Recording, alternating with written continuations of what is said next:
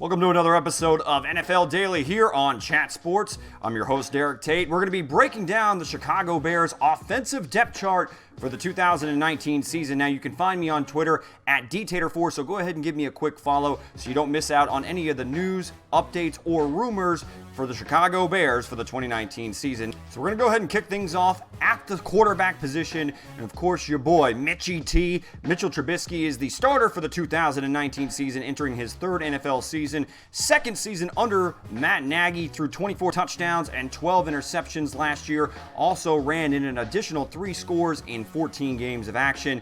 Speaking of action, we actually did see the backup quarterback Chase Daniel for a couple games last season when Mitchell Trubisky was down via injury. And of course, third on the depth chart is going to be your boy Tyler Bray, the big-armed quarterback from the University of Tennessee, signed as an unrestricted free agent from Kansas City. Now, I can go ahead and throw it out there to you guys. Do you guys want to add any other quarterback depth heading into the 2019 season? I think Chase Daniel is a solid backup quarterback and knows the system back from his time with Matt Nagy over in Kansas City. So as far as Mitchell Trubisky goes, though, he is locked in, loaded, good to go for the 2019 season. We want to see big things from him.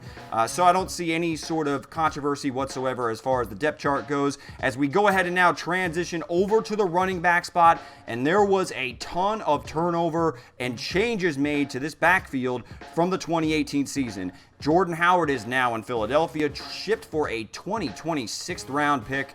And then, of course, we do bring back Tarik Cohen. Now, Tarik Cohen, only 99 carries, did see over 70 receptions last year. He led the league in fumbles, though, for all non-quarterbacks with 7 fumbles. He put the ball on the turf way too often, which led to the Chicago Bears bringing in a multitude of running backs, both via free agency and the draft. Free agency first, Mike Davis comes over from the Seattle Seahawks. He was actually their third down back and actually got the starting nod even once Chris Carson went down for a couple games over a first-round pick in Rashad Penny. So Mike Davis actually had himself a nice, solid season last year.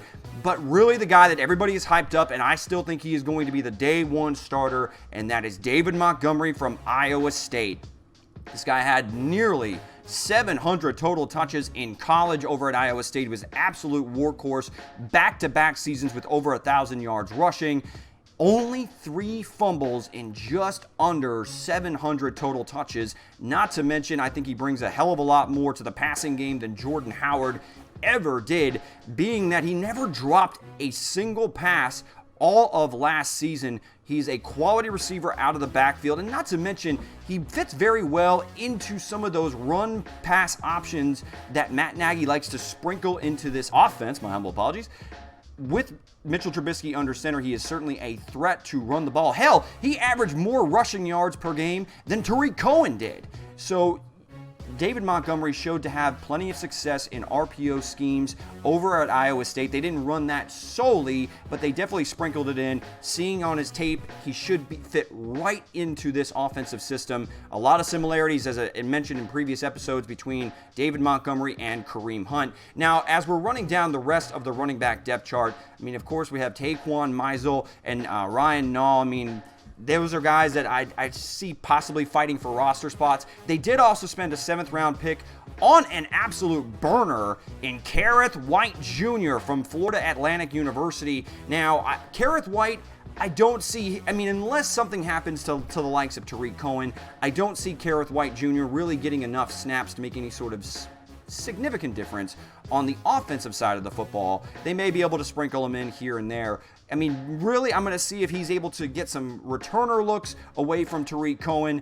Also, he's going to possibly try to contribute on special teams. This guy can absolutely fly, though. He's certainly worth keeping an eye on heading into the 2019 season.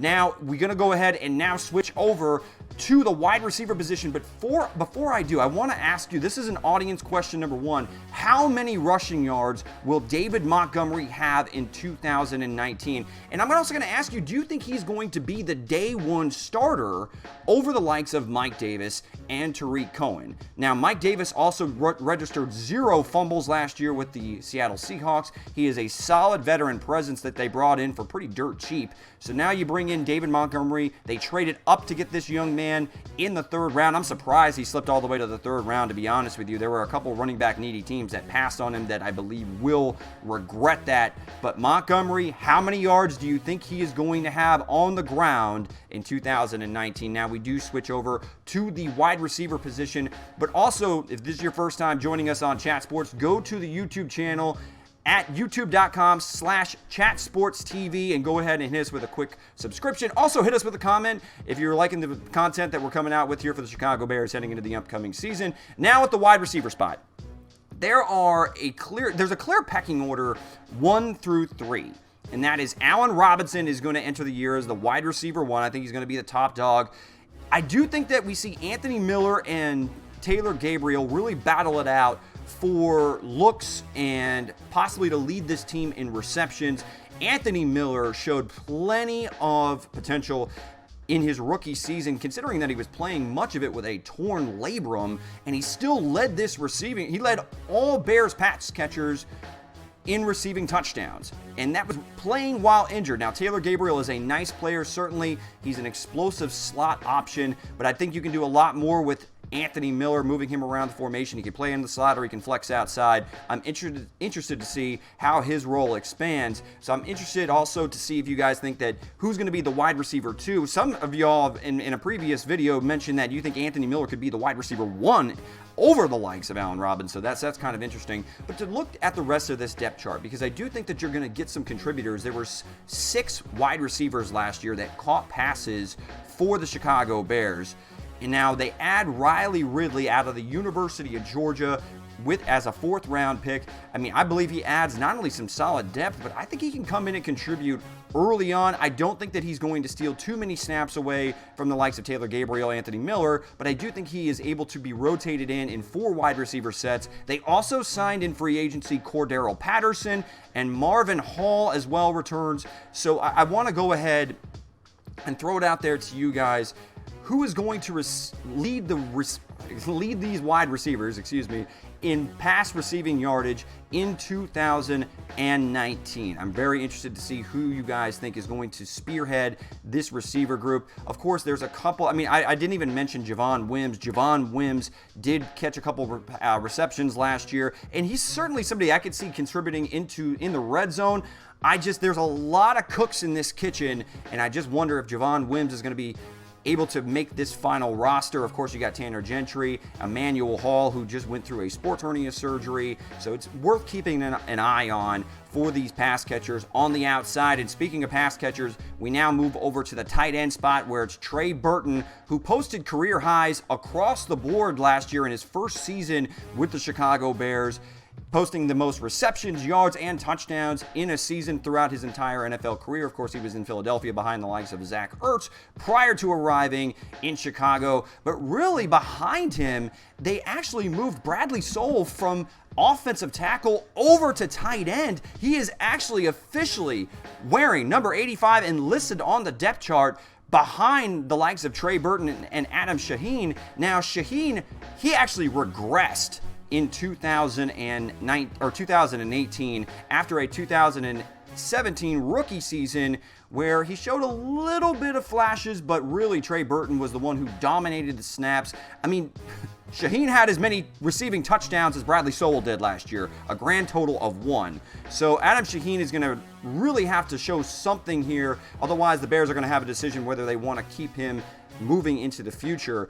But also they have Ben Broniker, that is also returning on the tight end depth chart. He's going to be fighting for also a depth or a final position on this final roster. They did bring in a couple of different undrafted free agents in Dax Raymond, Ian Bunting, Ellis Richardson, and Jesper Horsted. So also go ahead and sound off. Let me know who you think of these undrafted rookie tight ends. Which one of these 4 players do you think actually has the best chance of making the 53-man roster heading into the season?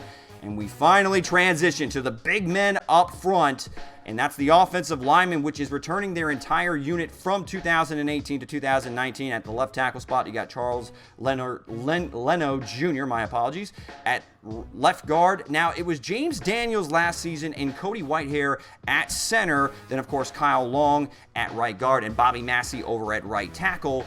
But they have been, during OTAs, giving snaps to James Daniels at center and moving Cody Whitehair over to left guard. So that is my second audience question. Do you believe that they should switch James Daniels over to center permanently heading into the 2019 season? Now, Matt Nagy was quoted as saying, if indeed that both of these players look comfortable in this switch, it may very well become permanent. So I am interested to see if you Bears fans think that they should just make the change and move James Daniels over to center. Now, to kind of run down some of the rest of the depth chart, you have TJ Clemmings backing up the left tackle spot. And of course, at right tackle, they do have Rashad Coward. And now you add Ted Larson, this is going to be his second stop with the Chicago Bears. He was a Bear back in 2016. A little fun fact, I actually played high school football against Ted Larson. Big boy, so he's going to provide some offensive interior line depth behind the mentioned starters. And then, of course, you have Joe Lowry, who is an undrafted free agent. And then you have...